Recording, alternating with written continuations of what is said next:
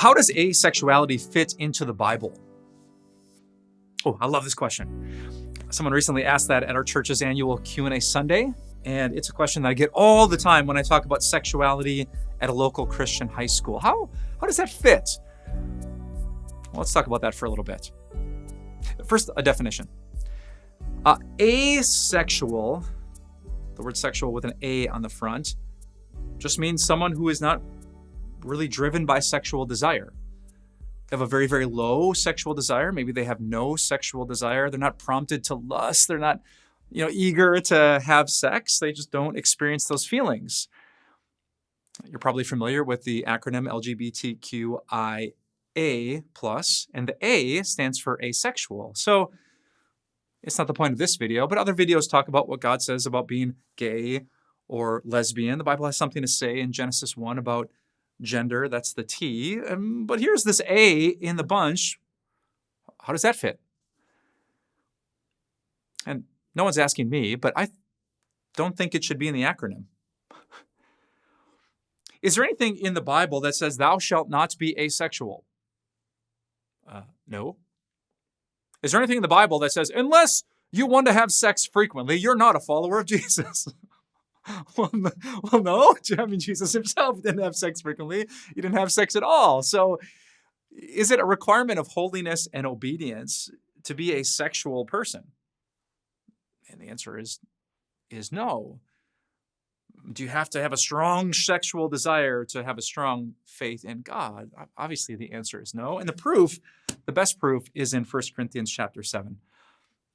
Apparently, the Corinthians reached out to the Apostle Paul, who started their church, and they had a whole bunch of questions about a whole bunch of things. Here was one of them.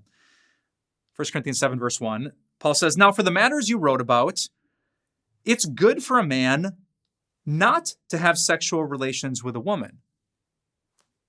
All right, so that seems to be the point. It's actually good. It's not a bad thing. It's not a sinful thing. Paul goes on to say, but since sexual immorality is occurring, each man should have sexual relations with his own wife and each woman with her own husband. So he's saying, it's good not to have sex, but if not having sex is like leading you into temptation, in this case, he says, like, if you're married and you're not super sexual and then someone's running around and cheating, you should be faithful and sexual within your marriage. He goes on to say, verse 6, "I say this as a concession," like be married, enjoy sex. "I say this as a concession, not as a command. I wish that all of you were as I am. But each of you has your own gift from God. One has this gift, another has that." You might know that the Apostle Paul was not married, but single. He called it a gift. Because he wasn't married, he didn't have children, he wasn't driven by sexual desires, giving into lust, running around, sleeping with prostitutes. He had a lot of time as a single guy to pour himself out into ministry. He calls it a gift and an amazing opportunity. And that should be a really good clue to us that being asexual or not driven by sexual passion is not a bad thing or a sinful thing.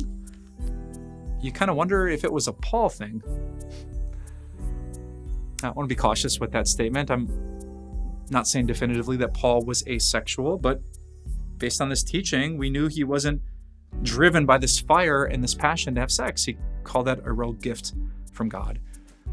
So if you feel that way, if you're not driven by a strong desire for sex, don't feel bad. You don't need to change. You should think about that a lot before you get into a relationship that leads to marriage, since sex is a great gift for marriage, but by itself, it could be this gift, maybe, that Paul had. He said, "I wish all of you were like I am, but each of you has your own gift from God." That's how asexuality fits into the Bible.